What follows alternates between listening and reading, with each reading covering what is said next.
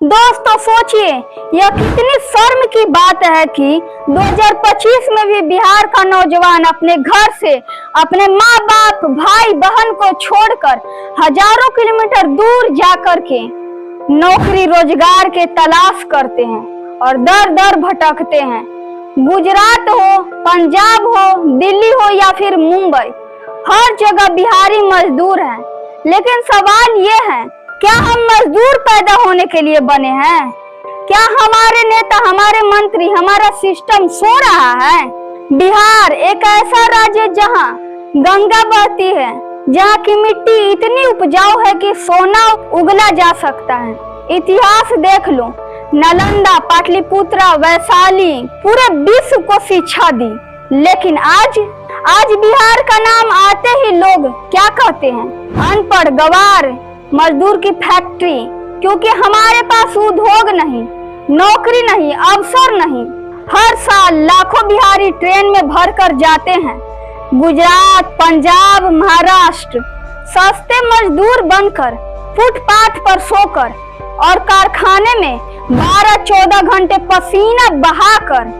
और फिर वही बिहारी कभी ट्रेन में पीटे जाते हैं, कभी फैक्ट्री में जलाए जाते हैं, कभी सड़क पर गाली खाकर चुप रह जाते हैं, क्योंकि घर में माँ बाप इंतजार कर रहे होते हैं, बेटा पैसा भेजेगा तो घर चलेगा। दोस्तों, ये रोजगार नहीं है, मजबूरी है, ये पलायन है, ये अपमान है। अब असली सवाल, इसका दोषी कौन है? क्या गुजरात वाला दोषी है जिसके पास उद्योग है, जिसने उद्योग लगाया है? नहीं। क्या पंजाब वाला दोषी है जिसने नौकरी दी? नहीं। दोषी कौन है?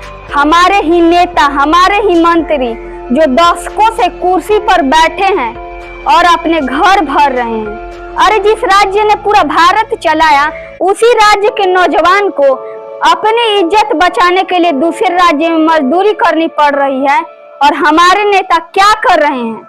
जात पात की राजनीति, आरक्षण की राजनीति, वोट की राजनीति।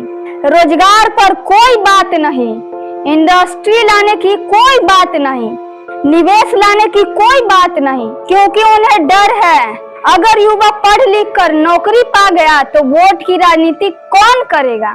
गुजरात में उद्योग क्यों है? क्योंकि वहाँ की सरकार ने उद्योग को सुरक्षा दी, बिजली दी, जमीन दी, नीतियाँ दी, इसलिए फैक्ट्रियाँ लगी। लेकिन बिहार में गांव में बिजली भी नहीं है, बिजली नहीं, सड़क नहीं, कानून व्यवस्था ढीली, तो यहाँ कौन उद्योग लगाएगा? नतीजा, गुजरात मालिक फैक्ट्री में मालिक है और बिहारी वहाँ मजदूर है। ये तुलना नहीं है, ये बिहार की बेइज्जती है। क्या हमारे माँ बाप ने इसलिए पढ़ाया है कि हम पंजाब में ईंट उठाएं? क्या हमारी बहनें इसलिए दुआ करती है कि हम गुजरात की फैक्ट्री में काम करें, गाली खाएं, मार खाएं? क्या हमारी मिट्टी इतनी गरीब है कि इसमें कारखाने नहीं लगाए जा सकते? यहाँ के बच्चों को, यहाँ के युवाओं को रोजगार न मिले? नहीं दोस्तों, गुनाह मिट्टी की नहीं, गुनाह हमारे सिस्टम का है, गुनाह उन नेताओं का है जिन्हें हम वोट देकर जिताते हैं और वे हमें दिल्ली, पंजाब, गुजरात धकेल देते हैं कमाने के लिए, रोजगार के लिए। अगर बदलाव चाहिए तो जागो, आवाज उठाओ, नेताओं से सवाल पूछो, रोजगार कहाँ है, फैक्ट्री कहाँ है, इंडस्ट्री कहाँ है? अगर वो जवाब न दे तो अगली बार वोट न दो, क्योंकि जब तक बिहार में रोजगार नहीं आएगा तब तक बिहारी हर जगह अपमानित होगा।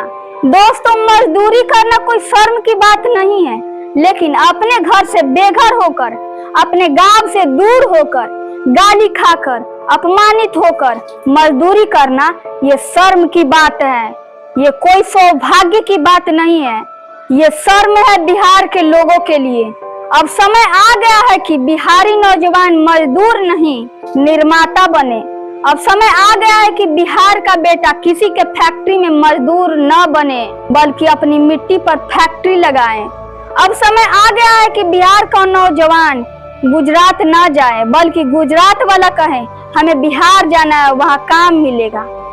दोस्तों, अगर आज हमने सवाल नहीं किया तो हमारी आने वाली पीढ़ी भी ट्रेन में भरी जाएगी, गाली खाएगी और अपमान झेलेगी। लेकिन अगर हम आज खड़े हो गए तो बिहार फिर से सोने की चिड़िया बनेगी। वह चिड़िया जो कभी बिहार इतिहास में था, वह वर्तमान में बनेगी।